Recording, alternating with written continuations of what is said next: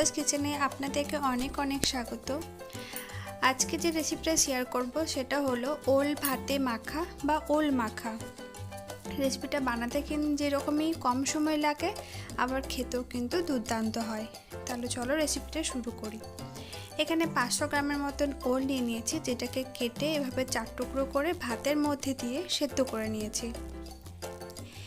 এখন এই ওলগুলোকে একটু হাত দিয়ে ভেঙে নেব।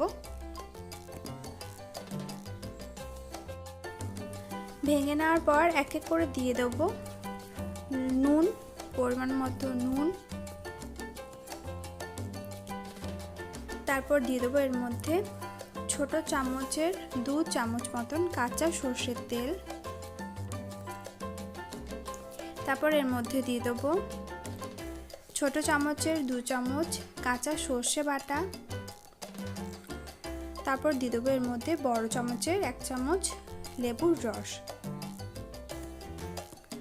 আর কাঁচা লঙ্কা তো দিতেই হবে। আপনারা যেরকম ঝাল পছন্দ করেন সেই অনুযায়ী কাঁচা লঙ্কাটা দেবেন। তারপর এই মিশ্রণটাকে খুব ভালোভাবে মাখিয়ে নিতে হবে। মাখিয়ে নিলে রেডি হয়ে যাবে ওল মাখা।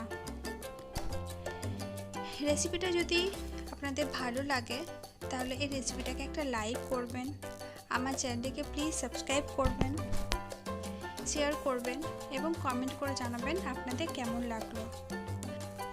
আজকের মতো এই পর্যন্ত। খুব তাড়াতাড়ি ফিরবো অন্য এক রেসিপি নিয়ে। আপনারা সবাই খুব ভালো থাকবেন, সুস্থ থাকবেন। Thank you.